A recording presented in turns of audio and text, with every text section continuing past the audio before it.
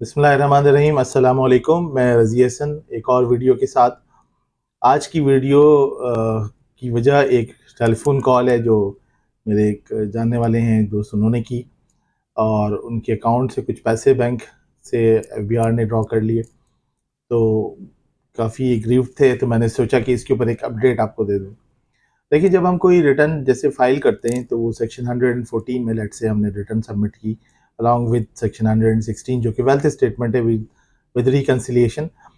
तो ये deem final हो जाती है और वो खुद ब खुद मूव हो जाती है सेक्शन 120 में।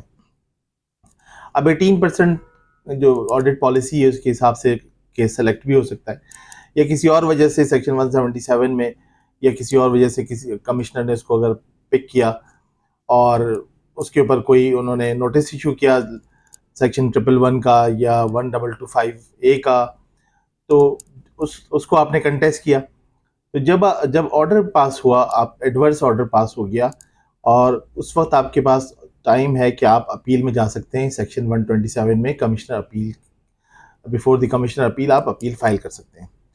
अच्छा, लॉ और कराची टैक्स बार ने भी इस बात को टेकअप किया था कि जब कमिश्नर अपील के पास अपील पेंडिंग होगी तो सेक्शन 138 जो है वो इशू करके उसको रिकवर करने के लिए सेक्शन 140 इशू नहीं होगा। और अगर नोटिस आपको आता भी है सेक्शन 138 का रिकवरी ऑफ डिमांड का, क्योंकि वो डिमांड अभी डिस्प्यूटेड है, वो डिमांड उस ऑफिसर के जहन में है कि उसका ख्याल है कि ये डिमांड बनती है, पार्टी या टैक्स पेयर का कहना ये है कि ये डिमांड नहीं बनती और उसके रीजंस है। तो वो उन रीजंस को अपने ग्राउंड्स ऑफ अपील में लिखेगा और अपनी प्रे के साथ वो अपील फाइल करेगा। जब तक ये अपील पेंडिंग है और इसकी हियरिंग नहीं हुई, इस पर कोई डिसीजन नहीं आया, उस वक्त तक रिकवरी नहीं हो सकती। लेकिन अभी आज जैसे मैं आपको बता रहा था, तो एफबीआर की तरफ से ये होता है कि एक इशू किया नोटिस 138 का और उसकी एक हफ्ते बाद या 15 दिन के बाद सेक्शन 140 का नोटिस बैंक को डायरेक्ट भेजा और उनसे कहा कि आप पे ऑर्डर बना के एफबीआर के अकाउंट में ये पैसे जमा कर दें, ये इनके ऊपर डिमांड बनती है। तो मैं दोबारा रिपीट कर रहा हूँ कि जब आपकी अपील पेंडिंग हो तो आप उस वक्त तक एफबीआर इसको रिकवर नहीं कर सकता। इवन अगर आप ट्राइब्यूनल में भी चले जाएं और वहां जाके आप स्टे की एप्लीकेशन फाइल कर दें तो 30 डेज का स्टे तो अमूमन मिल जाता है, उसमें कोई इशू नहीं होता, बल्कि सेकंड स्टे भी मिल जाता है depending on the merits of the case.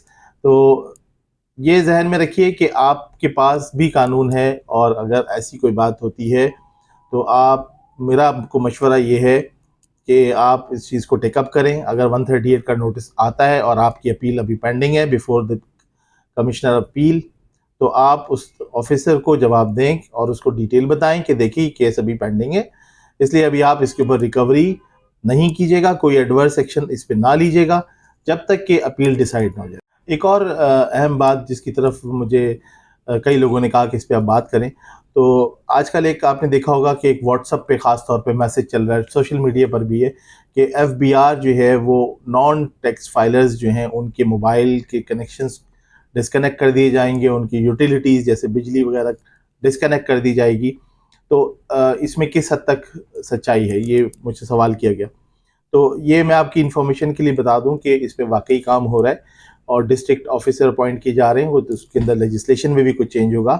NADRA को ऑन बोर्ड लिया गया है इसके ऊपर, और डिस्ट्रिक्ट ऑफिसर जो हैं वो थर्ड पार्टी डेटा कलेक्ट करेंगे और उसकी बेस के ऊपर वो देखेंगे कि कौन पोटेंशियल टैक्स पेयर हो सकता है और वो टैक्स नेट में नहीं है फॉर वट एवर रीज़न।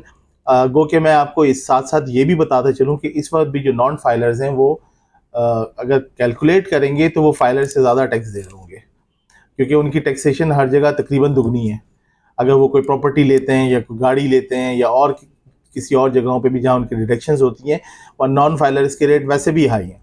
तो इसलिए अल्टीमेटली मैं आपको मशवरा ये दूंगा कि फाइलर बनने में ज़्यादा बेहतर है फाइलर बने, और इनका जो टारगेट है वो ये है कि अगले यानी जून 2024 की जब हम रिटर्न फाइल कर रहे होंगे तो इन बिटवीन दिस पीरियड कोई 1.5 से 2 मिलियन नए टैक्स पेयर्स जो हैं वो ऐड किए जाएंगे। अभी भी हमारी जो एडिशन है वो हुई है काफ़ी, और इस वक्त 4 मिलियन तो हैं तकरीबन, और 4 मिलियन से प्रॉब्ली ज़्यादा ही हो गए हैं कुछ, तो इसमें ये ऐड अप होगा। और इसकी वजह ये भी है कि जो हमारा टैक्स टू जीडीपी रेशियो है वो दूसरे कंपैरेटिव दूसरी जगहों से कम है, उसको बढ़ाना भी ज़रूरी है। तो इस जो नया सेटअप किया जा रहा है, डेडिकेटेड ऑफिसर्स होंगे, इनको पूरी सपोर्ट होगी, थर्ड पार्टी से डेटा लेंगे, नादरा से डेटा लेंगे और उसके बाद वो नोटिस इशू करेंगे। अगर उन नोटिस की कंप्लाइंस नहीं होती तो उनको ये इख्तियार, उनकी पावर्स होंगी कि वो उनकी सिम्स को ब्लॉक कर दें, उनकी यूटिलिटीज़ को डिस्कनेक्ट करवा दें। तो इसलिए मेरा आपको मशवरा ये होगा कि आप फाइलर बने, क्योंकि बहरहाल टैक्स हम देंगे तो जो मुल्क का निज़ाम चलाने के लिए टैक्स की ज़रूरत तो होती है।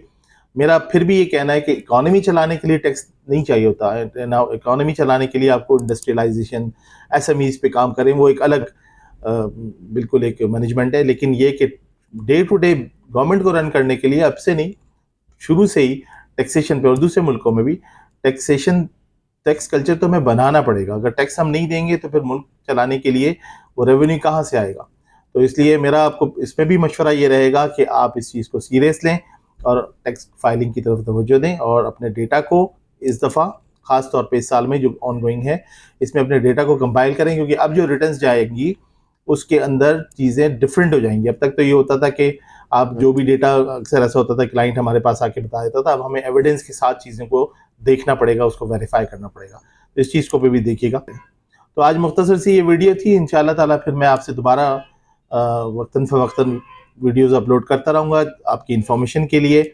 और अमूमन मेरी जो ड्राइव है वो ये होती है कि मुझे जब इन्फॉर्मेशन मिलती है कहीं अपने क्लाइंट्स की तरफ से या कुछ दोस्तों की तरफ से कि भाई इस मौजू पर भी बात करें, तो मैं उनको फिर टेकअप करता हूँ। और अभी कुछ ऐसे इश्यूज़, ऐसे मामलात आ रहे हैं जिसके ऊपर मैं समझता हूँ कि हमारी वीडियोस उसमें आनी चाहिए और रिफॉर्म से रिलेटेड हैं वो चीज़ें। तो इंशाल्लाह ताला मैं वो भी आपसे शेयर करता रहूँगा। अगेन आपसे रिक्वेस्ट है कि आप चैनल को सब्सक्राइब करें और लाइक करें। Thank you very much.